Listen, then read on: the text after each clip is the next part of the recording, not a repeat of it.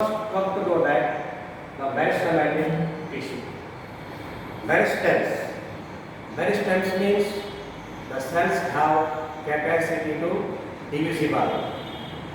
So these tissue consist of group of cells which remains continuous state in the division and redivision, and they can retain the power of cell division. So these are called as a meristems.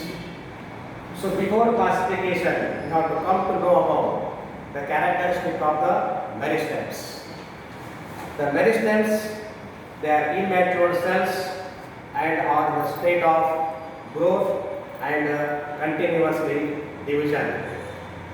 And second one, they are usually the intracellular space is not found among these cells because they are still in the immature nature. There is no intracellular space.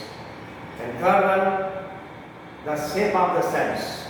The cells of the meristems, they may be rounded, oval shape, or polygonal in shape, and they are always living, and they can having thin walled cells. All meristem cells are living and thin walled. Each cells, they can having abundant cytoplasm and contain one or more nuclei in it. The vacuole in the cells, they may be quite small, or in some time they are upset. So these are the characteristics of the meristem. So these meristems, they are classified. The meristems are classified on the different criteria. Means the criteria means based on development, based on origin, based on position, and based on their function. So all these criteria we have to use to classify the meristem. The first one, classification, that is based on the development, means where they can be developed. Based on the development, the meristems are said to be pro-meristem or primordial meristem. Pro-meristems, it is the region of growth of the plant body where the function of new cells or plant organ can be initiated. The cells of this region, they are isodiametric, thin-walled, vacuolated, prominent nuclei, and little amount of intracellular space between the cells. And they can be changed in their shape and size and characteristic of wall, cytoplasm, and they begin in the differentiation. So these are called as a pro-meristem or primordial meristem. Pro means first, primordial means first occurs. And second classification, the meristems are classified based on the origin, means where they can be originated. So there are two cells, two meristems, primary meristem and another one is a secondary meristem. Primary meristems are those that build up the primary part of the plant. Primary part of the plant means buds, leaves, or whatever, the flowers, whatever it may be. The primary meristems, they are always earliest in stage. The main primary meristems are in the apical shoot and apical root, leaves, and also appendages. Based on the origin, they are said to be primary meristem. And second one, secondary meristems. So these appears later at a stage of development of an organ of the plant body. The secondary meristems always arises in the permanent tissue, and they always found laying lateral along the side of the stem. For example, phloem, corm, cambium, or cork cambium. So these are the example of the secondary meristem. And then next comes the third classification, that is based on the position. Based on the position, the meristems are classified into apical meristem, intercalary meristem, and lateral meristem.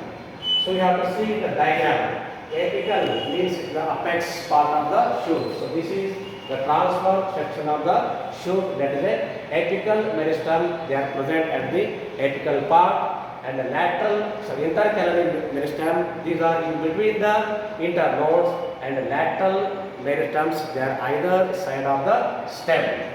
So these are the three main meristems based on the position. Apical meristems, so these lies at the apex of the stem and root of the vascular plants. Due to the activity of these meristems, there increases in the length of the plant body, and increases the growth takes place by division of the more cells situated only at the tip of the plant. These cells remains individuality and position and are called apical or apical cells or apical initials. And second one, intercalary meristem. The intercalary meristem, they are barely position of the apical meristems. They have become separated from the apex during the development by layer of mature or permanent tissue. They are internodal in their position. The intercalary meristems are found laying in between the permanent tissue, either at leaf base or at the base of the internodal region. You want to see in the diagram, at the base of the leaf or base of the internode, the intercalary meristems are present. And last one, lateral meristems. They are located on the either side of the stem, so which divides the blade and increase in the diameter of the plant organ. They add bulk of tissue or gives rise to the new tissue. So these tissue are responsible for growth in the thickness of the plant body. The example of the lateral meristems are cambium, core cambium. So these are the example of the lateral meristems.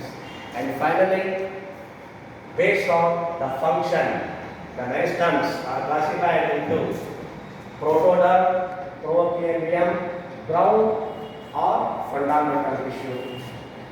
Protoderm, it is the outermost tissue which develops in the epidermis. Protoderm, derm means layer, pro means first, means outermost layer, that is called the epidermis. Procambium, it develops into primary vascular tissues. The cambium, it can divide either both sides and gives rise to vascular tissue. It forms near the central region of the stem. And last one, ground or fundamental tissues. So they are developed into the pith and growth of the tissues. The cells of this region, large, thin-walled, living, isodiametric. In later stage, they become differentiated into hypodermis, cortex, endodermis, pericycle, pith and pith ray. So in the center, you have to see the ground tissue or fundamental tissue. So that based on different criteria, the meristems are classified into 4 categories based on development, based on origin, based on position, and based on function. So next class, we will discuss about the tissues. Okay, thank you.